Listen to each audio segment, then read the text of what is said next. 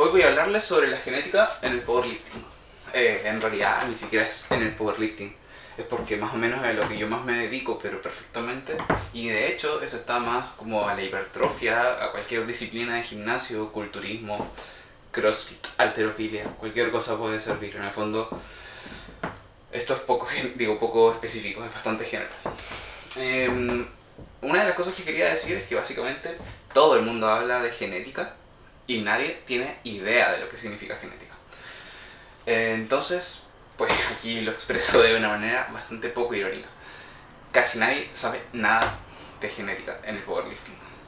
¿Y qué es la genética? Bueno, básicamente la genética es el conjunto de características que son expresables de nuestro genoma, que son el conjunto de genes de nuestro cuerpo, en el fondo, que en este caso, aplicado al power, sería el conjunto de genes que se expresan y tienen una característica favorable o desfavorable para, en este caso, nuestro deporte, o para el deporte de cualquiera. Aquí yo digo una una serie de características que pueden o no tener relevancia dentro del powerlifting o otros deportes. Por ejemplo, la miostatina tiene relevancia a la hora de la hipertrofia muscular. Las células satélites a la hora de, por ejemplo, nuestros niveles androgénicos, nuestros niveles de anabolismo en el cuerpo, nuestra capacidad de ganar masa muscular, de la misma forma que nuestro índice de óseo muscular, nuestro índice óseo muscular, que nos diría más o menos cuánta capacidad tiene nuestro cuerpo de aceptar masa muscular, y también otras cosas como por ejemplo las proporciones o el tipo de fibra muscular que pueden afectar a este tipo de cosas.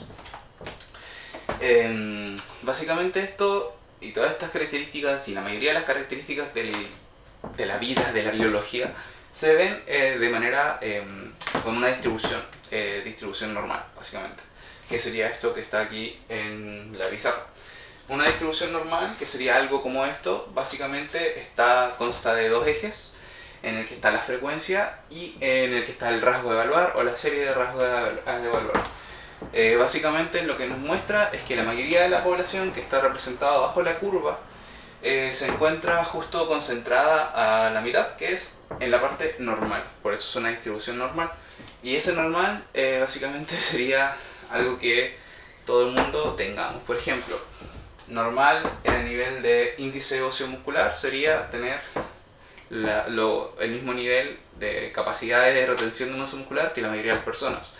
Sin embargo, existiría un pequeño grupo que estaría en la parte baja de la distribución, que sería aquellos que casi no tienen capacidad de almacenar masa muscular, que tienen, las muñecas muy finas, las rodillas muy finas, la cadera muy fina, todo muy estrecho, y que no cabe nada ahí.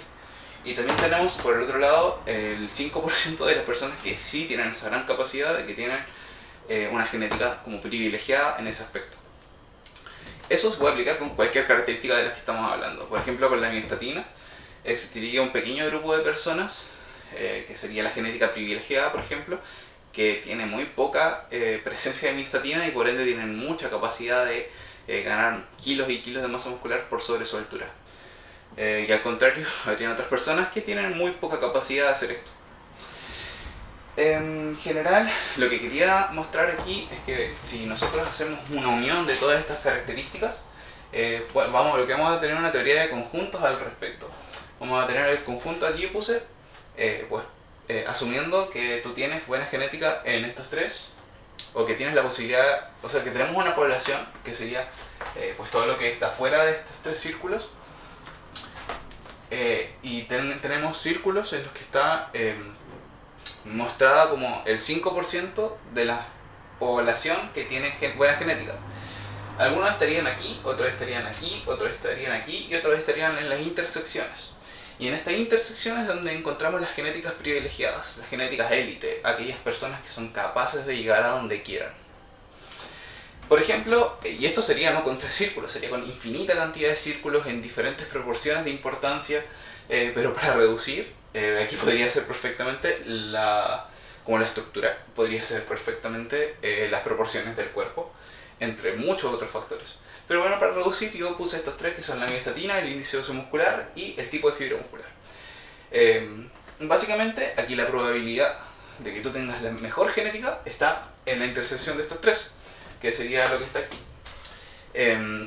¿Y cómo más o menos calculamos eso? Bueno, simplemente multiplicando la probabilidad de que tú estés aquí, aquí y aquí. Y eso se hace simplemente con una multiplicación, que en este caso, asumiendo que tú estás dentro del 5%, sería 5% al cubo, que sería básicamente una de 50.000 personas tienen y están aquí dentro de esta mejor genética en estas tres características.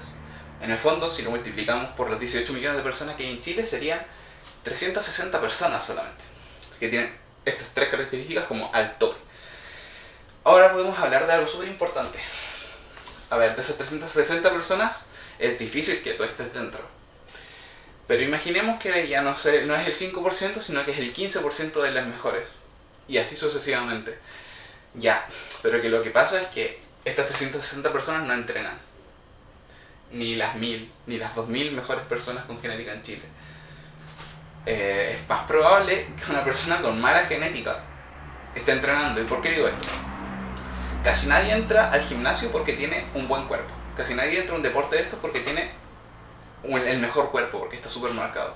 La mayoría de las personas que entran es porque generalmente son gordos, son muy flacos, o qué sé yo. Entonces, es para pensar, ¿no? Lo que quería decir entonces es que básicamente si juntamos todas estas características y las unimos como una componente, lo que vamos a tener es una componente en la parte de abajo de esta distribución con una frecuencia, y va a ser extremadamente raro que una persona cumpla todo esto. La mayoría de nosotros estamos aquí, en la zona normal. Y algunos privilegiados están aquí, pero no depende solamente de esto, porque esta es una pequeña parte.